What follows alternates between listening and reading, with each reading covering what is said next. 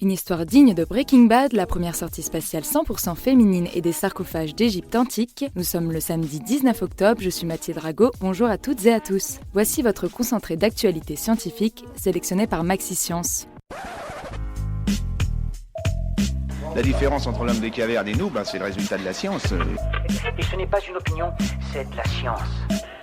Notre monde n'est pas si moche.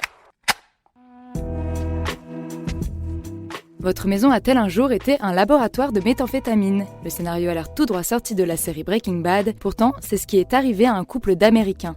Lors d'un examen de routine, la femme est testée positive à la drogue. Une enquête révèle alors que des effluves émanent de leur maison. Le bâtiment avait en fait servi de labo aux précédents propriétaires. L'annonce est historique. La première sortie dans l'espace entièrement féminine a eu lieu hier. Les astronautes de la NASA Christina Koch et Jessica Meyer sont sortis ensemble de la Station spatiale internationale, ISS, pour une réparation. L'événement était initialement prévu pour mars, mais avait été annulé à cause d'une pénurie de combinaisons à leur taille.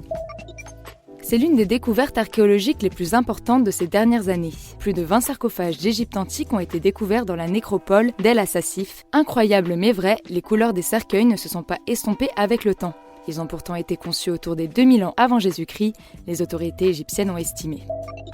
Smartphones, ordinateurs ou appareils ménagers, ils produisent tous de la lumière bleue. Selon de nouvelles recherches, cette fameuse lumière bleue pourrait affecter notre longévité, et ce, même si on ne la fixe pas directement. Les longueurs d'onde bleues, émises par les diodes, endommageraient des cellules de notre cerveau ainsi que de notre rétine. C'est tout pour aujourd'hui, merci pour votre fidélité. Pour en savoir plus sur les news du jour, n'hésitez pas à consulter le site de Maxi Science. On vous dit à demain pour de nouvelles actualités scientifiques. Voilà. Il ne reste plus qu'à vous remercier de votre attention. Au revoir.